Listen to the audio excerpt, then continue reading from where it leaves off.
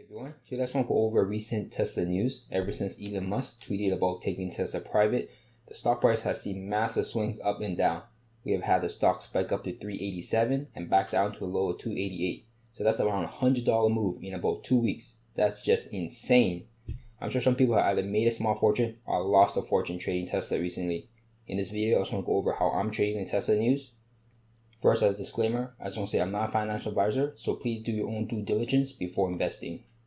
Tesla reported its earnings after market hours on August 1st. On August 1st, Tesla stock closed on its highs around 300. When the earnings came out, it turned out to be much better than expected. The stock spiked up. The stock opened up the next day up $28 and closed at its highs around $350. That's a $50 move in one day. And if that wasn't bad enough for the shorts, on August 7th, Elon Musk tweeted about taking Tesla private at $420. And the stock spiked up to a high around $387 and closed around $380 that day. That's over a 26% move in a few days.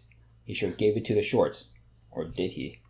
When you're short a stock, the amount you can lose is unlimited because there's no cap to the upside of where the stock can go. But with Elon Musk's tweet about taking Tesla private, he set a short-term cap on the stock at around $420. So now the shorts can figure out theoretically how much they will lose. Shorts cover about 1.3 million shares that day, which is mostly done by short-term traders, since 1.3 million is hardly a short squeeze, considering there's like 35 million shares shorted as of July 31st. In actuality, the long-term short sellers have increased their short position over the week.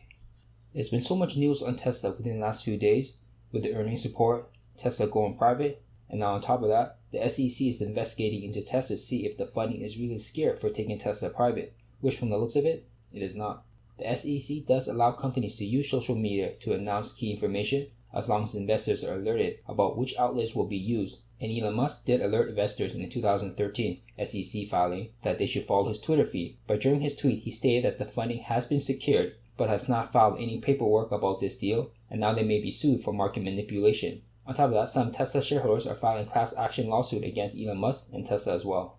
With all that has happened in Tesla, there's no wonder why there's been massive swings up and down in the stock price, but this provides a lot of opportunity for us traders to make money. Of course, I'm not one to buy or short the stock when there's this much risk on the line. Instead, when there's this much volatility in the stock price, there's a lot of premium in the option prices. So I've been selling very wide strangles and waiting for this volatility to collapse, because it will eventually when this news settles down. On August 3rd, after an earnings report, I sold September 455 250 strangle for $386. So as long as Tesla stays within 250 to 455 for a little over a month, I keep $386.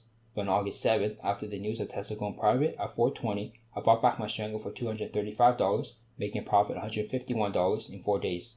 On August 10th, a couple days after the going private news had settled down a bit, I sold September 440 220 strangle for $430.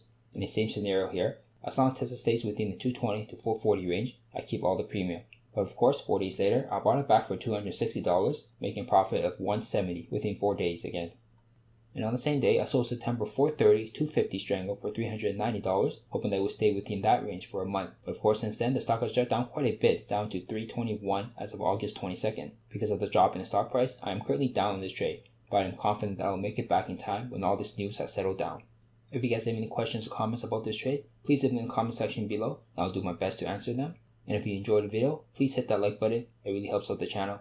And if you haven't subscribed yet, please make sure to smash that subscribe button. And thank you for watching the video, and I'll see you guys in the next one.